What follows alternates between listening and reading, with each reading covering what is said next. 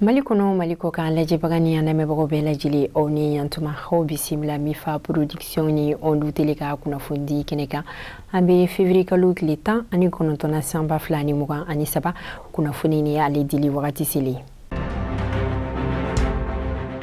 Sente nyamugoba colonel Maliki Diaw février kalu klita nduru temenina samba flani muga ani saba aye jekulu flaka olu bisimla sente chageda ere sigorolani obisi sibe kono Bamako o jekulu kunfolo oye jamanadenw ka sharia lafasa jekule na be fo o mako APDP hayo o bisimila ani olu ka laje bulila femi ka olu ye u ka biro kura ka o yira ala o temenin kofe fana klala ka yini colonel Maliki Diaw fe aka se ka u deme wala sa u be se ka lakodon chugamina jamana kono denw fe olu ta temenin kofe ani jekulu flana mi fana ɲɔgɔn o fizi mali ani fizi mali mɔgɔ ka kuma bulila femi ka o be referendum de kan olu ya yini colonel Maliki Diaw fe mi jamana constitution kure o ka se ka voter chugamina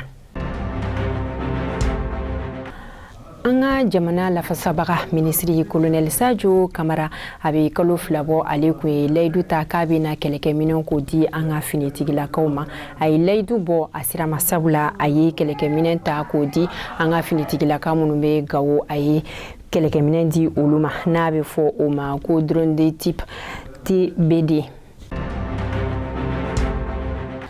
Jamana saba kokanko ministri ni oye Mali Burkina Faso anili lagine konakiri oluye ɲɔgɔn sɔrɔ adi sabiba jamana ɲɛmɔgɔw ka lajɛ taku bisabani wɔrɔna o kɛnɛ kan n'a bɛ fɔ o ma ko sommet des chefs d'État et le gouvernement de l'Union africaine u ka o lajɛ in kɔnɔna na a dɔ fana kun bɛ ka boli ni jamana kofɔlen saba u ye damakasi kan do walasa ɲɛɲini mun tara ka ni jamana kofɔlen saba ninnu ka o sɛgɛrɛ ni o ye ni jamana numbela jili na fanga d'Afrique kɛra ala ni o kɛra finitigilakaw fɛ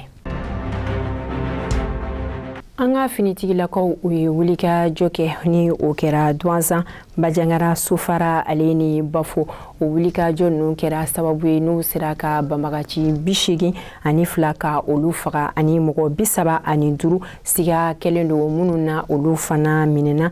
o tɛmɛnen kɔfɛ fana tuguni ni wulika jɔ ninnu kɛra sababu ye banbagaciw be dugu yɔrɔ minnu na finitigilakaw ye o so 10 ka o tiɲɛ ani fɛn dɔw fana sɔrɔla a kunkɔrɔ ni olu cɛla an bɛ se ka min fɔ AK47 o 48 o sera ka sɔrɔ ani marifa suguya dɔ fana ni o bɛnaden 20 ma tɛgɛ dara o kan o tɛmɛnen kɔfɛ an ka finitigilakaw o ye banbagaciw ka moto 15 ani u ka bolimafɛn sen naani pick-up o 5 ko o tiɲɛ o tɛmɛnen kɔfɛ fana o tɛgɛ sera ka da dugu jukɔrɔmugu pɛrɛn 8 fana kan olu ni a ɲɔgɔnna caman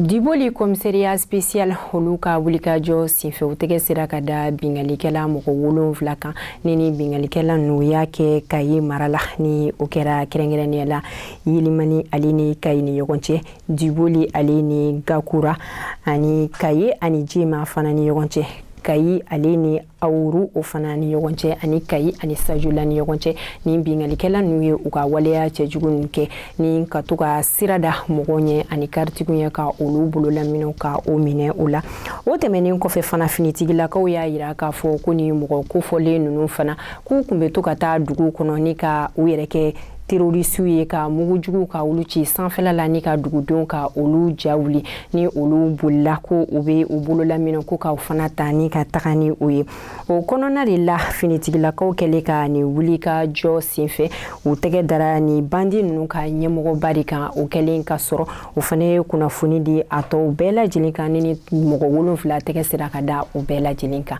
nka hali bi sɛgɛsɛgɛli ko olu bɛ sen na wa ni bingalikɛla ninnu tɛgɛ kɛlen ka da u kan maramafɛn dɔw sɔrɔla a kunkɔrɔ ni o ye marifa o 4 tɛgɛ sera ka da o kan bolimafɛn sen 2 o 4 o fana sera ka sɔrɔ ani bisiw ni telefoni 30 ani kɔ tɛgɛ sera ka da o fana kan Masina marala kɛrɛnkɛrɛnnenya ni o ye Tɔngolo kura ye n'ale bɛ Kolongo o commune de fɛ février kalo tile 14 tɛmɛnen na banbagaciw kun wulila k'u bɛ taa dugu jukɔrɔmugu pɛrɛn k'u ka taa o don musow ka nakɔsɛnɛ o fanfɛla la k'u to o waleya cɛjugu de la ni dugu jukɔrɔmugu pɛrɛn a yɛrɛ wulila ka banbagaci mɔgɔ 4 to a kɔrɔ ni a mɔgɔ 4 bɛɛ lajɛlen olu sara a ko da fɛ. Anga jamana kono silame biduru olu de sugandira ni ka taa kalan kɛ sanfila kalan ko kɛ Maroc jamana na o mɔgɔ biduru nunu cɛla muso 7 o bɛ ala ni kɛra a siɲɛ fɔlɔ anga jamana na muso ka taa a jɛkulu fɛ min ni musolakaw ye kalan min bɛna kɛ o kunna o ye wajulu olu bɛna kalan wajulu kɛ cogoya ɲuman na cɛlakaw ta o bɛna kɛ wajulu kɛ cogoya ɲuman kan o tɛmɛnen kɔfɛ fana ani alimamiya baara fana cɛw bɛna kalan o fana na ɲɔni u ka taa hanga ministri min ka baara ɲɛsinen do diinɛ ko ma ni a bɛ fɔ o ma ko docteur Mamadou Kone o ye ladilikan caman di o ma. I n'a fɔ caman b'a dɔn cogoya min na a bɛ kalo 6 bɔ kunnafoni jɛnsɛra an ka jamana kɔnɔ shisha miniko o dabilali la an ka jamana kɔnɔ ani fana k'a kana ye mɔgɔw bolo o hukumu kɔnɔna na a kalo 6 dafalen jɛkulu minnu ka baara ɲɛsinen do ɲɛnɛminimafɛn kɛlɛli ma olu ye wulikajɔ kɛ février kalo tile 14 ka dugujɛ a 15 la u ka o wulikajɔ in senfɛ o tɛgɛ dara mɔgɔ 50 ni kɔ de kan shisha yira minnu bolo. An ka jamana ministri ɲɛmɔgɔba fɔlɔ Dr Choguel Kokala Mayiga février kalo tile 17 ni o bɛna juma ma ale tagama kɛ ni ka taa Gawo an ka jamana finitigilakaw olu ka pankuru la a tagatɔ ni dugu taga in na a tagara ni dumunifɛn dɔw ye a fɛ n'a taara ni o ye Burem o mairie la ani fana an sogɔkaw fana fɛ yen nɔ a taara ni dɔ fana ye yen kɔfɛ. Wagadugu Fespa ko ale tako 28 o kan ka daminɛ février kalo tile 25 la n'a bɛna kuncɛ mars kalo tile 4 na akili jiginna a sigira sen kan kabini san 1969 na.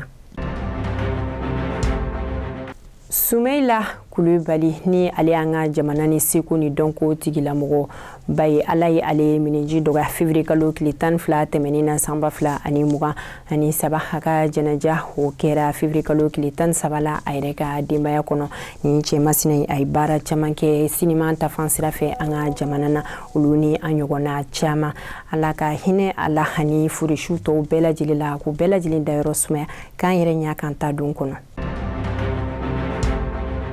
An lajɛbaga ni an lamɛnbagaw bɛɛ lajɛlen an sera ka kunnafoni minnu sɔrɔ ka ɲɛfɔlikaw ye o kan o kɛra nin an bɛ foli balasi aw bɛɛ lajɛlen ma k'aw to aw sigiyɔrɔ la ala ka basigi sabati Mali kɔnɔ ani diɲɛ fantanw bɛɛ lajɛlen la a kan bɛ o la sanga wagati wɛrɛ ni ala ka jɛ ye.